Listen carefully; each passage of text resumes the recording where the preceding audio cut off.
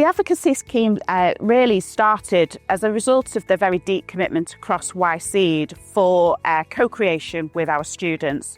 And in working with our applicants and our students through focus groups and other consultation approaches, our students across the institutions really highlighted a common challenge, and that was that often students understood the application process, they knew what information they required, they had the qualifications, but what they were really lacking was the networks to be able to identify a supervisor, to be able to get that support to open the doors that were often closed to them, and ultimately have somebody who was supporting and advocating for them. And so the scheme really came from that. The students' feedback was very clear. It wasn't a mentor that they required, it was somebody who was going to advocate for them.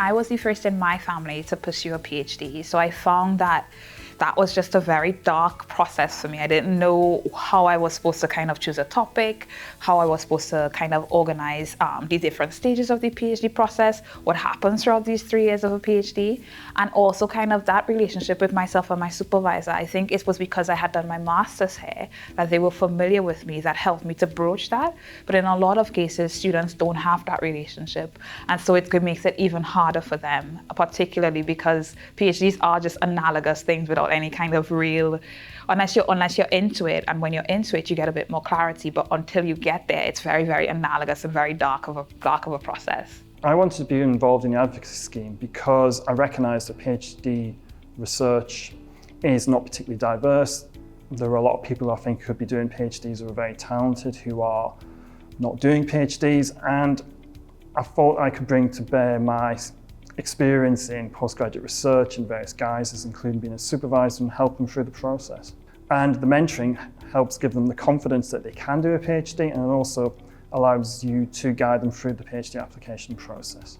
I found out about the Advocacy Scheme through my YCEDE internship. It was advertised to us at one of the socials and we were followed up with an email about it. I found that the matching process was very smooth. I filled out an application form on Teams and I put in what sort of areas I hope to go into and what areas I'd also be interested in. And then I was presented with a list of 3 options to pick between, and I chose my advocate from there.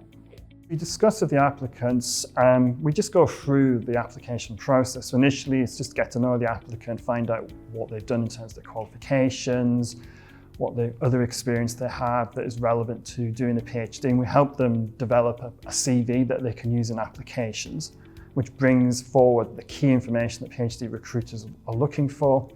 Then the next step would be to go through finding a PhD position that would be of interest to them, tell them what to look out for, funded PhDs, research areas, good labs, etc. Then once they want to apply, we go through the application process in terms of the CV, tailoring it to that particular project, going through the application form so they can bring across the key information that's necessary. If that goes well and they get an interview, we'll sit down and go through the interview process, the standard kind of format an interview would have, the type of questions you would get, how to present information such as data from your own research projects. So again, just to give them that overview of what the process would be like. And then if everything goes well, you can then discuss them, if they, for example, get multiple offers, how to compare different projects against each other so they can choose the right one for them.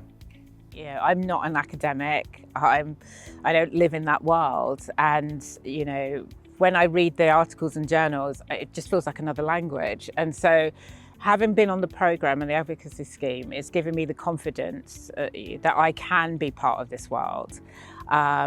It's also given me a sense of self-compassion in a way, not being so hard on myself, because everybody goes through a journey, and I've seen that in the opportunities to be in webinars with others who are on different stages and hearing from them. And I'm thinking, you're really being hard on yourself. You don't have to be that hard on yourself. We'll all start somewhere, Also, it's given me an opportunity to, as I said, network and meet others and learn more about the programme.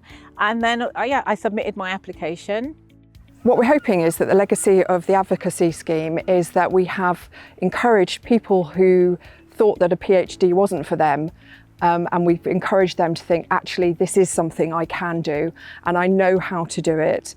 And I found the project that drives me and makes that I feel passionate about, and I found the right institution that's going to support me to succeed and become a career researcher. That's really what we're aiming to do. So, and I think we've got some suggestions. That is what's happening. We've had some really good successes there. Regardless of what happens, I think the fact that I got to the point where I could submit and actually get an interview, because I know that's pretty hard.